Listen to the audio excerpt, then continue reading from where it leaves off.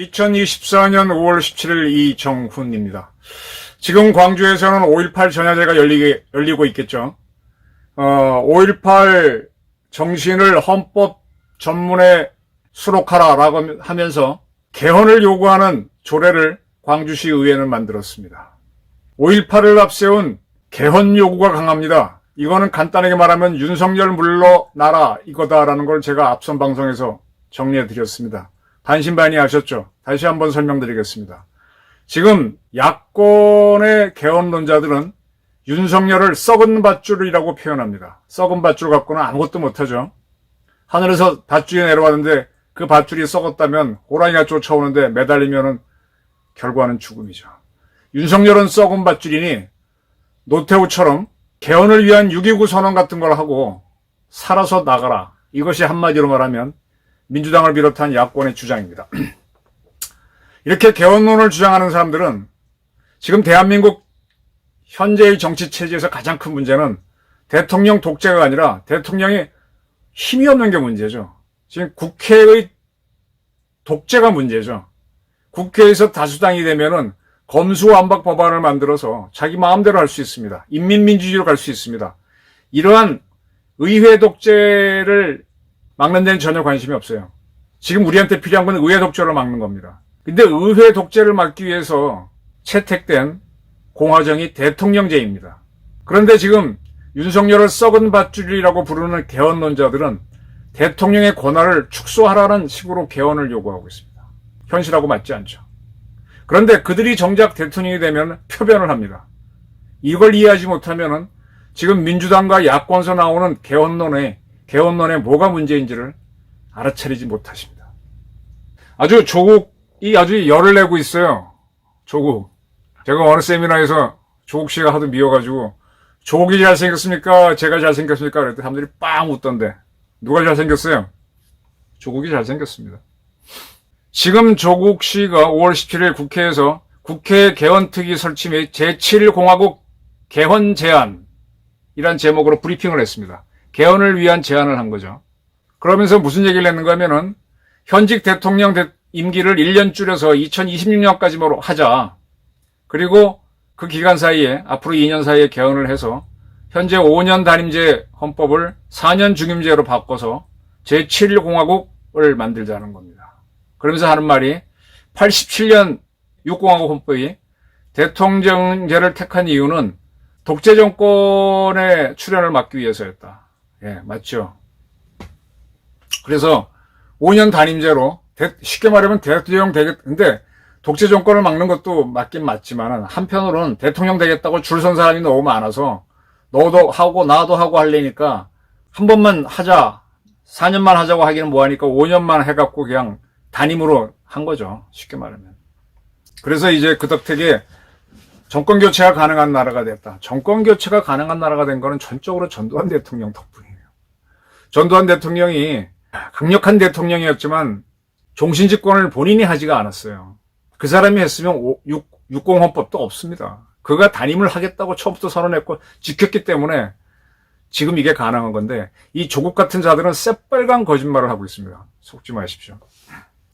자, 그래서 이제는 정권 교체가 가능한 나라가 됐으니까 국민의 역량을 믿고 중임제를 할 수 있는 개헌을 하자. 네.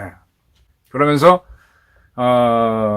지금 대통령 선거, 국회의원 선거, 지방선거 다 따로인데 26년에 지방선거가 있고 27년에 대통령 선거가 있습니다. 근데 대통령 선거를 윤석열 대통령이 임기 1년 전에 하야를 해서 1년 땡겨서 대선과 지선을 같이 하자. 그러면 좀 비용도 절약되자. 이런 주장을 했습니다. 그리고 헌법 전문에는 5.18, 부마, 60 등의 사건을 넣자라고 합니다. 5.18을 넣고 싶기 위해서 부마와 60 항장을 곁다리로 넣는 거겠죠. 부마는 넣고 싶지 않을 겁니다. 근데 박정희 체제를 무너뜨리는 진짜 동의는요, 부마예요, 부마. 부마 사태 와중에 흔들흔들하면서 11.2기 나면서 박정희가 죽습니다. 박정희 죽고 나서 혼란기가 터진 게 5.18이에요. 5.18은 대한민국 만약 독재 정권을 무너뜨리는데 큰 기여를 했다는 점에서 보게 되면 5.18은 저 뒤에 있습니다. 근데 자꾸 이걸 내세웁니다. 그리고 대한민국은요, 솔직히 얘기합시다. 신재현 변호사가 그런 얘기를 하긴 했는데, 우리는 공화정을 향한 지속한 민중투쟁이 없었잖아요. 유럽 같은 경우는 영국에서는 명예혁명이니 뭐니 하면서 청교도 혁명이니 하면서 수백 년에 걸쳐서 군주정을 와해시키는 그런 투쟁을 통해서 최초로 공화정을 만들었고, 프랑스 같은 경우는 프랑스 대혁명 그거 말고도 뭐 파리 꼬뮌이니 프랑스 정치사 한번 정리하려고 하다가 아이고 다시 군주정을 하다가 공화정 갔다가 왔다 갔다 한 게 많아서 정신이 없더라고요. 거기도 피를 흘리고 됐고요. 미국도 영국에서 독립하면서 공화정을 할 때 민주주의라는 나무는 독재자와 애국자의 피를 먹고 자란다라고 얘기했죠. 그게 누구죠? 토머스 제퍼슨이 얘기했죠. 피의 투쟁으로 공화정을 만든 겁니다. 근데 우리는 현재 누리는 공화정을 군주정을 하다가 참 나는 민비라는 사람을 이렇게 영웅시하는 게 참 이해가 안 돼. 민비를 중심으로 했던 민씨 정권은 조선을 청나라에 갖다 붙였다가 일본에 갖다 붙어서 자기네가 권력 치려고 하던 그런 세력이잖아요. 아주 외세지향적인 세력이잖아요. 근데 그들이 청나라에 붙었기 때문에 마지막에 일본이 민비를 죽였지. 근데 일본이 죽였다는 것 때문에 민비를 미워하는데 참 웃기는 얘기입니다. 그런 민비를 부인으로 둔 고종이 자기 아들 순종을 통해서 주권을 넘겨주죠. 그리고 자기는 많은 돈 받고 잘 먹고 잘 살았죠. 우리는 스스로 공화정을 하려고 하는 피를 흘리지 못했습니다. 이제 일제에 먹히고 난 다음에 우리나라의 선각자, 이승만을 비롯한 선각자들이 다시 나라를 되찾는다면 그 나라는 군주정을 하면 안 된다라고 해서 대한민국이라는 나라를 세워야 된다. 공화정 나라. 그렇게 선언을 한 게 3.1 운동이었고 그걸 현실화했던 게 임시정부였습니다. 근데 임시정부의 힘으로 우리가 일제로부터 독립했다면 대한민국을 만들었겠죠. 근데 일제로부터 해방되는 거는 미국이 원폭으로 해줬습니다. 미국이 수백만 명의 자국민을 희생시키면서 일본을 멸망시켰기 때문에 우리는 해방이 됐습니다. 그리고 우리는 어디로 가야 할 운명일지 모르는 상황에서 이승만이 강력하게 공화정을 내세우고 거기에 김구도 참여하고 거기에 인천 김성수도 참여하면서 공화정으로 갔습니다. 근데 공화정 중에서도 인민민주주의로 가자고 한 거는 여운형, 김일성, 박헌영 이런 자들이죠. 거기에 끌려가지 않은 게 김구, 이승만, 김성수였습니다. 그래서 대한민국이 만들어졌는데 그 과정에서 김구는 다시 또 공산주의 세력을 넘보게 되죠.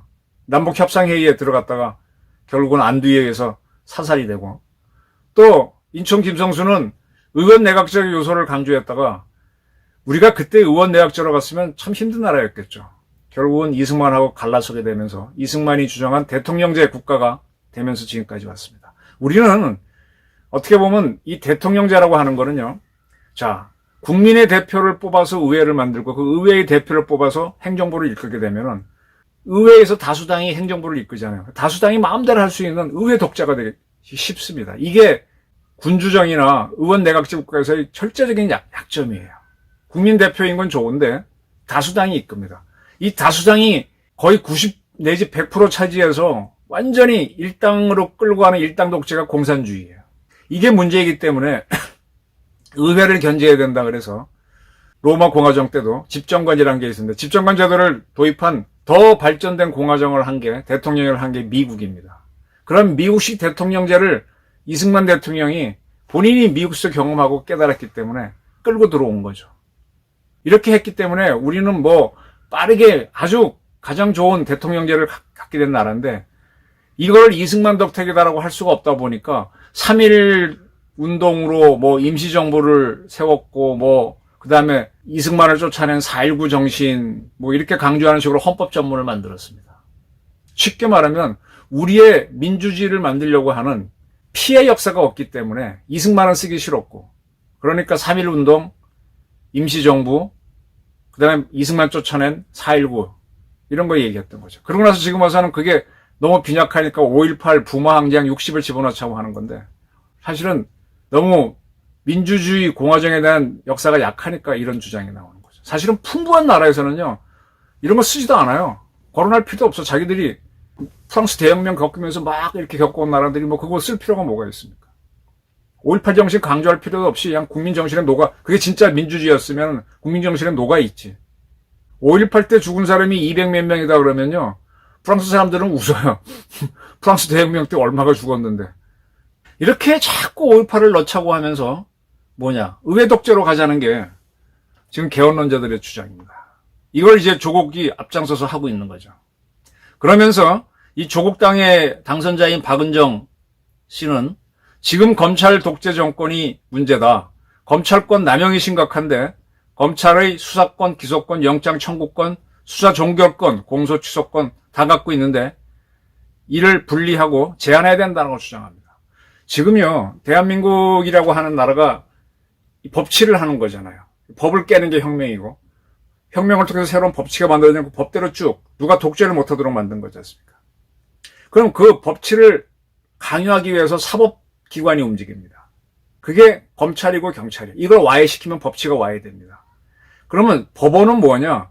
이 법치에 의해서 뭔가 누구를 죄를 지려고 할 때 무리한지 적법하게 됐는지를 검증하는, 그래서 독립된 기관으로 사법부를 둔 것입니다.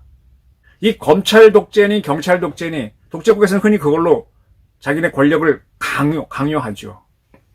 근데 지금은 검수완박법안을 만들어서 검찰 기능을, 경찰 기능을, 그리고 권력기관 구조 조정 그래갖고 우리 대한민국 사법체계를 완전히 망가뜨리려고 했던 자가 누구냐? 조국입니다. 민정수석 때. 그리고 그걸 많이 연구한 것도 아니고, 노무현 정부 때 제가 경찰 측 입장에서 검경 수사권 분리 문제를 경찰하고 많이 스터디했었는데 그거 다시 재탕한 거예요. 그때 경찰도 이거는 안 된다. 경찰 주장만으로 보면 일리가 있지만 이것저것 따지면 국가가 무너진다고 해서 스스로 반쯤 포기했던 건데, 그걸 직거신장 들고 나가서 저렇게 밀어붙였던 겁니다. 검찰권이 와야 되면 잘 될 것 같죠. 여러분들은 오히려 법에 의한 보호를 못 받습니다.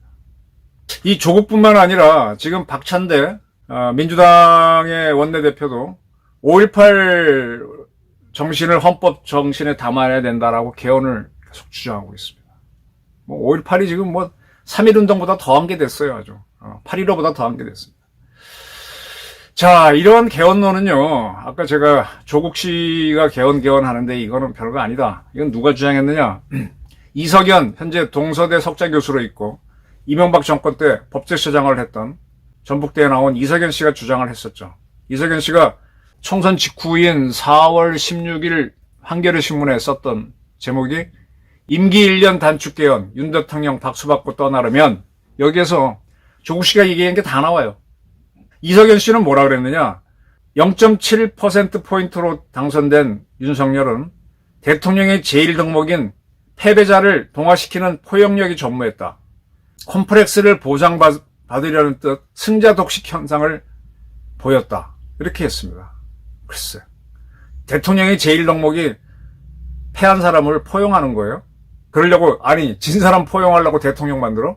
이 이석연 씨도 웃기는 사람이야. 그리고 또 시체팔이를 합니다. 이태원에서 많은 사람이 죽었는데 하나도 책임진 사람이 없다라고 하면서 몰아붙이죠. 이거는 세월호 때 박근혜를 몰아붙인, 탄핵으로 몰아붙인 것과 같은 논리죠.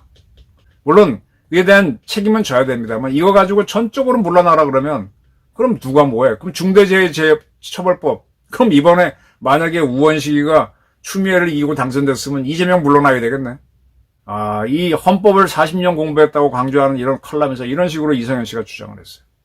그러면서 헌법 전문을 바꿔야 되고, 기본권을 보장해야 되고, 어쩌고 주저리 써놨습니다. 대통령이 워낙 강한 것처럼. 그리고 실패한 5년 단임제는 버리고, 4년 중임제를 해야 된다. 그리고 대통령도 헌법상으로는 개헌을 발의할 수 있으니까, 윤석열 당신이 개헌을 발의하고, 1년 먼저 퇴임해라. 라고 하면서, 지금은 윤 대통령이 국정 운영을 견인해왔던 수레의 밧줄을 갈아 끼워야 할 때다. 썩은 밧줄로는 달리는 수레를 더 이상 부릴 수 없다. 그랬습니다. 거의 윤석열은 썩은 밧줄로. 지금 아주 우습게 보는 거죠. 윤석열은 썩은 밧줄. 그러면서 이 사람들이 얘기하는 거는, 노태우 씨가 대통령 후보로 있을 때, 그때만 해도 대통령은 간선제였죠. 근데 직선제로 해야 된다는 6.29 선언을 했습니다. 사실은 이 6.29 선언은 전두환 씨가 만들어서 너 하라고 시킨 거죠. 그래서 그 6.29 선언을 전두환 씨가 받아주는 걸로 인해서 지금 5년 단임제 국회 대통령 뽑는 헌법이 만들어졌습니다. 지금 뭐 야권은요, 전두환이 만들어준 6.29라는 거는 완전히 덮어버리고요. 노태우처럼 굴복해서 개헌하겠다는 6.29 선언이나 하고 윤석열을 물러나라는 겁니다. 그러면서 지금은 자기들이 의회에서 다수니까 의회 독재를 하기 위해서 대통령 독재가 문제다라고 하면서 개헌을 주장하지만 막상 대통령이 당선되면 대통령 독재를 할 겁니다. 이거는 뭘로 증명하느냐? 문재인이 대통령 되고 나서 뭐라 그랬어요? 자기가 공약사항을 하려면 법으로 만들어서 입법을 해야 돼. 입법은 안 하고 대통령 공약사항인데 왜 안 하냐고 밀어붙였죠. 그게 대표적으로 뭡니까? 탈핵 정책입니다. 우리나라 원자력 진흥법 뭐 그런 원자력에 관한 하라고 하는 법은 많지만 하지 말라는 법은 없거든. 근데 자기가 탈핵하겠다고 공약 내서 당선됐으면 탈핵에 관한 법을 만들고 해야 되는데 안 만들고 그냥 밀어붙였지 않습니까? 진짜 독재를 했죠. 이게 민주당과 좌파의 민낯입니다. 그들이 윤석열을 썩은 밧줄로 조롱하고 있습니다. 동조하실 겁니까? 아니면 직시하시고 비판하실 겁니까? 결정하십시오.